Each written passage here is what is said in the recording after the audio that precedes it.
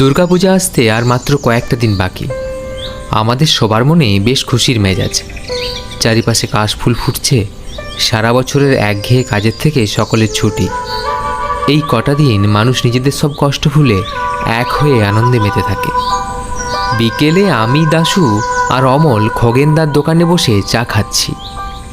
এমন সময় দাশু বলে, "কি রে সমু, দুর্গাপূজাতে এবার কোথাও ঘুরতে যাওয়ার প্ল্যান করলি?" "না, এখনও সেরকম কিছু ভাবিনি। দাশু, তুই ঠিকই বলেছিস, গত 2 বছর দুর্গাপূজাতে কোথাও যাওয়াই হলো না। আগের বছর বাবার শরীর খারাপ ছিল, আর তার আগের বছর তো পুজোর আগে ঘোতনের পা ভেঙেছিল। হ্যাঁ, আগের বছর পুজোটা একদম ভালো কাটেনি। এইবার যে কোথায় যাওয়া যায় তাই ভাবছি।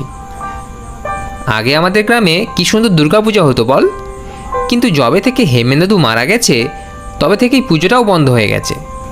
সত্যিই তাই। পঞ্চায়েত প্রধান হিসাবে হেমেন্দাদু খুবই ভালো ছিলেন। উনি মারা যাওয়ার পর গত 3 বছর দুর্গাপূজাটাও বন্ধ হয়ে গেল। হ্যাঁ, এটা ঠিক যে সবাই যে যার কাজ নিয়ে ব্যস্ত, কিন্তু বছরে একবার মায়ের পুজো, সেটাও ঠিকমতো হচ্ছে না। সবাইকে দোষ দিয়ে আর কি হবে বল, আমরাও তো নিজের থেকেই পুজোর কোনো দায়িত্ব নিচ্ছি না। আমরাও তো পারি সবাই মিলে পুজোটা করতে। আমরা এইসব কথা বলছি এমন সময়, "কিরে দাশু, কেমন আছিস?"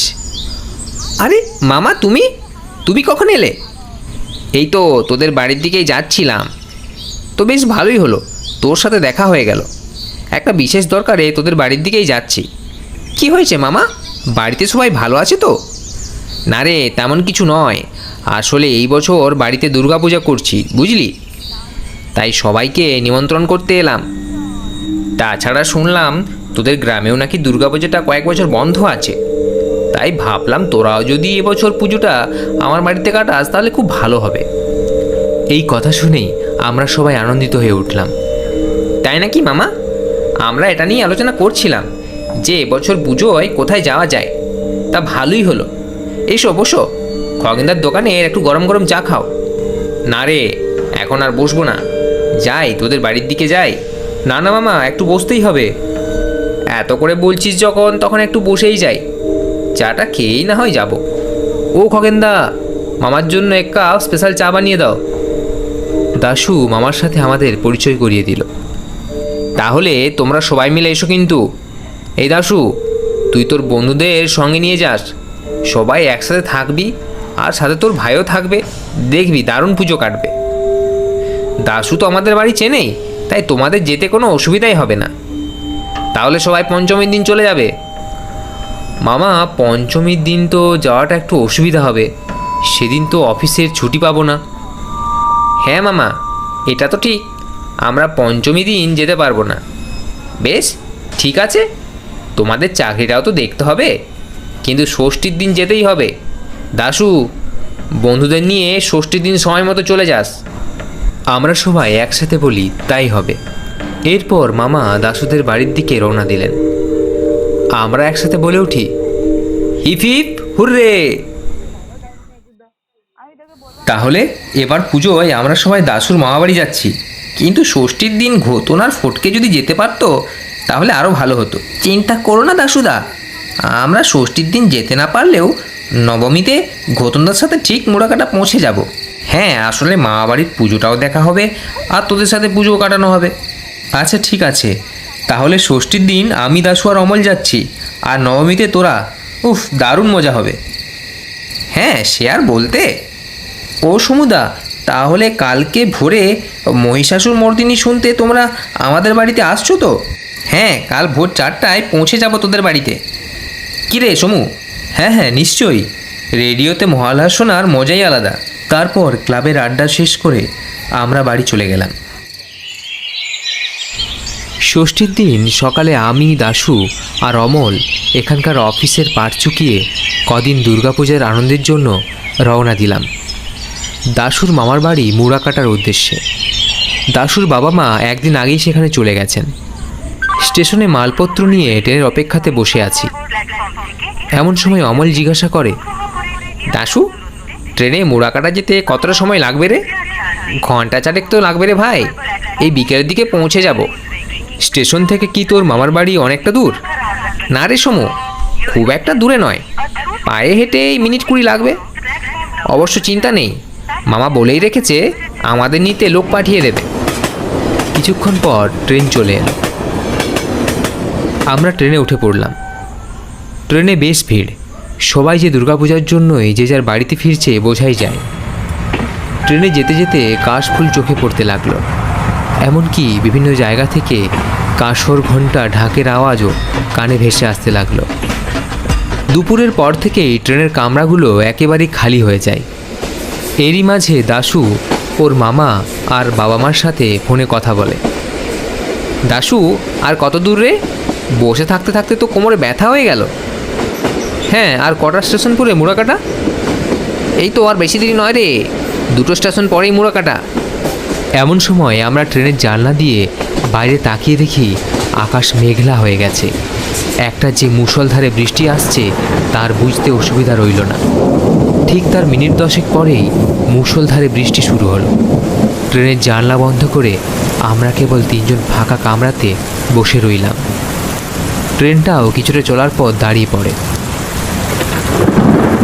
ট্রেনটাও তো অনেকক্ষণ ধরে একইভাবে দাঁড়িয়ে আছে। এদিকে বিকেল গড়িয়ে তো রাত হয়ে গেল, বিকেলে পৌঁছানোর কথা এখনও পৌঁছতে পারলাম না। তা যা বলেছিস, কিন্তু বৃষ্টিটা যে কখন থামবে। কিছু সময়ের মধ্যেই ধীরে ধীরে ট্রেন চলতে শুরু করে। জানলা দিয়ে বাইরে তাকিয়ে দেখলাম চারিদিকে অন্ধকারে ঢেকে গেছে। আমরা যখন মুড়াকাটা স্টেশনে পৌঁছালাম তখন রাত 10টা বাজে।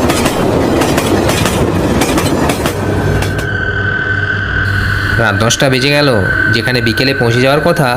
এই অসময়ে বৃষ্টির জন্য যত গণ্ডগোল হলো। ফোনে টাওয়ারটাও পাচ্ছি না যে মামার সাথে ফোনে যোগাযোগ করব। স্টেশনে তো একটা মানুষকেও দেখছি না রে, এমনকি স্টেশন মাস্টারের অফিসটাও বন্ধ হবে না। এমনিতে আজকে ষষ্ঠী, তার উপর আবার বৃষ্টি হয়েছে, স্টেশনে আর কে থাকবে? চল সবাই মিলে স্টেশনের বাইরে গিয়ে মামার বাড়ির দিকে যাই। আমরা সবাই মুড়াকাটা স্টেশনের বাইরে বেরিয়ে আসি। কোথাও একটা জনমানব নেই। চারিপাশে এরই মাঝে বেশ ভালো জল জমে গেছে। তখনও আকাশে মাঝে মাঝে মেঘ ডাকছে, ঠান্ডা হাওয়া বইছে এবং কানে আসছে ব্যাঙের ডাক। বোঝাই যাচ্ছে না যে আজ দুর্গাপূজার ষষ্ঠী। আমার বাড়ি তো এখান থেকে বেশ খানিকটা দূরে। এই জমে থাকা জলের মধ্য দিয়ে আমরা যাব কি করে? আমরা 3 জন দাঁড়িয়ে কিভাবে যাব ভাবছি, এমন সময় পিছন থেকে একটি খড়খড়ে গলাতে আওয়াজ ভেসে আসে। আপনারা কোথায় যাবেন? আমি নিয়ে যাব। আমরা একসাথে পিছনের দিকে তাকিয়ে দেখি কাপড়ে মুখ ঢাকা একটা লোক গরুর গাড়িতে বসে আছে। এ কি, এখানে গরু গাড়িও চলে? আসলে আমরা এখানে শৈলকুমার ভট্টাচার্যের বাড়িতে যাব, যে বাড়িতে এই দুর্গাপূজা হচ্ছে। আপনি কি আমাদের সেখানে নিয়ে যেতে পারবেন? হ্যাঁ, নিশ্চয়ই, আমি তো আপনাদের নিয়ে যেতেই এসেছি। চলে আসুন আমার গাড়িতে। দাশু, এই গাড়িতে যাওয়া কি ঠিক হবে? এই বৃষ্টির জল পেরিয়ে এত অন্ধকারে যাওয়া খুব মুশকিল হবে। ইনি এখানকার পথ চেনে, তাই খুব তাড়াতাড়ি উনি আমাদের নিয়ে যেতে পারবেন। আমরাও আর সময় নষ্ট না করে জিনিসপত্র নিয়ে গরুর গাড়িতে উঠলাম। গরুর গাড়িতে ওঠার সময় একবার গরুর গাড়ির চালকের দিকে চোখ পড়ে। চাদর দিয়ে ঢাকা মুখে চোখ পড়তেই দেখি গরুর গাড়ির চালকটির চোখ দুটো নেই, সেখানে যেন কালো অন্ধকার। এই দেখে শরীরটা আঁতকে ওঠে। কিছু বলার আগেই গরুর গাড়ি চলতে শুরু করে। গরুর গাড়িটা চলার সাথে সাথেই নাকে এলো এক বিকট পচা গন্ধ। গন্ধটাতে যেন শরীর গুলিয়ে ওঠে। এটাও বুঝতে পারি কেউ বা কারা যেন অন্ধকারে ফিসফাস করে কথা বলছে। এ কি, আপনি আমাদের কোথায় নিয়ে যাচ্ছেন? এটা তো আমার মামার বাড়ির পথ নয়। এখন আর মামার বাড়িতে নয়, তোমাদের নিয়ে যাচ্ছি আমি যেখানে থাকি। কি উল্টোপাল্টা বকছো তুমি? কে তুমি? আমাদের কোথায় নিয়ে যাচ্ছ? এমন সময় এক দমকা হাওয়াতে গরুর গাড়ির চালকটির শরীর থেকে চাদরটি পড়ে যায়, আর আমরা দেখি একটা কঙ্কাল গরুর গাড়ি চালাচ্ছে, যার মাথাটা শরীর থেকে আলাদা। এমনকি গরুগুলিও যেন আর গরু নেই, ভয়ঙ্কর প্রাণীতে পরিণত হয়েছে। দাশু, সমু, এই যে আমরা শ্মশানে চলে এসেছি। আধো অন্ধকারে তাকিয়ে দেখি শ্মশানের গাছগুলিতে বসে আছে বীভৎস চেহারার মূর্তি, যারা বিকট আওয়াজ করে গাছ থেকে নেবে গরুর গাড়ির দিকে এগিয়ে আসছে। সমু, অমল, তাড়াতাড়ি গাড়ি থেকে লাফ দে, এইখানে বসে থাকলে আর বাঁচতে হবে না। শ্মশানের আত্মারা আজ আমাদের ছাড়বে না। আমরা গরুর গাড়ি থেকে নেমে দাশুকে সামনে রেখে ছুটে চললাম। কোথায় যে ছুটে চলেছি কেউ জানি না। আমাদের পিছনে পিছনে কারা যেন চিৎকার করে বলছে, ধর ধর, ওদের আজকে কোনোভাবেই ছাড়া যাবে না, ওদের টাটকা মাংস আজকে খাবো। ওই গদাটাকে নিয়ে আয়, ওটার ঘাড়টা মোটকে রক্ত চুষে খায়। তা যা বলেছিস, ওটার বেশ নধর শরীর, কে মজা হবে। কিছু সময়ের মধ্যেই সমস্ত ভয়ঙ্কর চেহারারা আত্মারা আমাদের ঘিরে ধরে বিকট হাসি হেসে এগোতে লাগলো। এবার কি করে বাঁচবি তো না। কয়েক মুহূর্তে আমরা খেয়াল করলাম হঠাৎ করেই সেই ভয়ঙ্কর আত্মারা আমাদের পিছনে কিছু দেখে ভয়ে দূরে সরে যাচ্ছে, আর কয়েক মুহূর্তে তারা অন্ধকারে মিলিয়ে যায়। কি হচ্ছে কিছু বুঝতে না পেরে পিছনে তাকিয়ে দেখলাম, কি এই যে মা, স্বয়ং মা দুর্গা। আলোর আভা বিরাজ করে রেখেছে মায়ের চারপাশে। কি যে সুন্দর দৃশ্য। কিছু মুহূর্তে আমাদের ভয় কেটে যায়। আমরা বুঝলাম এই দুর্গাপূজার ষষ্ঠীর রাতে মা স্বয়ং এসে আমাদের রক্ষা করলেন।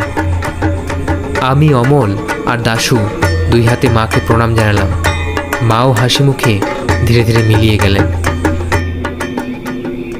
আমরা এতক্ষণ যেন মন্ত্রমুগ্ধের মতো দাঁড়িয়েছিলাম। হঠাৎ সম্বিত ফিরে পেলাম। চারিদিকে নিস্তব্ধতা ভেদ করে ঝিঝি পোকারা আবার ডেকে উঠল। দাশু, অমল, চল এবার। কিন্তু যাব কোন পথে? আমরা তো ভুল পথে চলে এসেছি।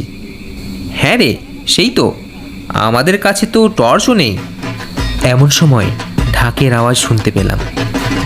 তোরা ঢাকের বাজনা শুনতে পাচ্ছিস? চল, ওইটা অনুসরণ করেই পৌঁছে যাব। তারপর আমরা হাঁটতে শুরু করলাম। কিছু দূর যেতেই দেখলাম একজন হ্যারিকেন হাতে নিয়ে আমাদের আগে আগে হেঁটে চলেছে। ও কাকা, শুনতে পাচ্ছ? দাঁড়াও। আমার ডাক শুনে ভদ্রলোক দাঁড়ালেন। কে গো বাছা, তোমরা কোথায় যাবে? আমরা শৈলকুমার ভট্টাচার্যের বাড়িতে যাব। আমি ওনার ভাগ্নে। ও আচ্ছা আচ্ছা, তুমি শৈলদার ভাগ্নে। চলো চলো, তোমাদের পৌঁছে দিই। তা এত রাত হলো তোমাদের? আর বলো না, রাস্তায় ট্রেন লেট, তাই দেরি হয়ে গেল। আমরা ওনাকে আর সমস্ত ঘটনা বললাম না। আমরা তিনজনের পর দাশুর মামার বাড়িতে এসে সব ঘটনা খুলে বলি। আমি দুবার স্টেশনে ঘুরে এসেও তোদের পাইনি। বুঝতে পারি বৃষ্টির জন্যই সব সমস্যা হচ্ছে, কিন্তু তোরা যেমন বিপদে পড়বি ভাবতেও পারিনি। আসলে ওটা নরেনের গরুর গাড়ি ছিল, যে আজ থেকে 15 বছর আগে দুর্ঘটনাতে মারা যায়। ওই গরুর গাড়িতে করে মরা লাশ শ্মশানে পড়াতে নিয়ে যাওয়া হতো। শোনা যায় ওর আত্মা আজও নাকি ঘুরে বেড়ায়। তবে মা যে এসে তোদের রক্ষা করলেন, এর থেকে বড় আর কী হতে পারে। সবাই একসাথে বলো, জয় মা দুর্গা, জয় মা দুর্গা। এরপর কটি দিন খুব আনন্দে আমরা দাশুর মামার বাড়িতে দুর্গাপূজা কাটাই। সত্যি মা দুর্গা তার ছেলে মেয়েদের সাথে সর্বদা আছেন এবং থাকবেন।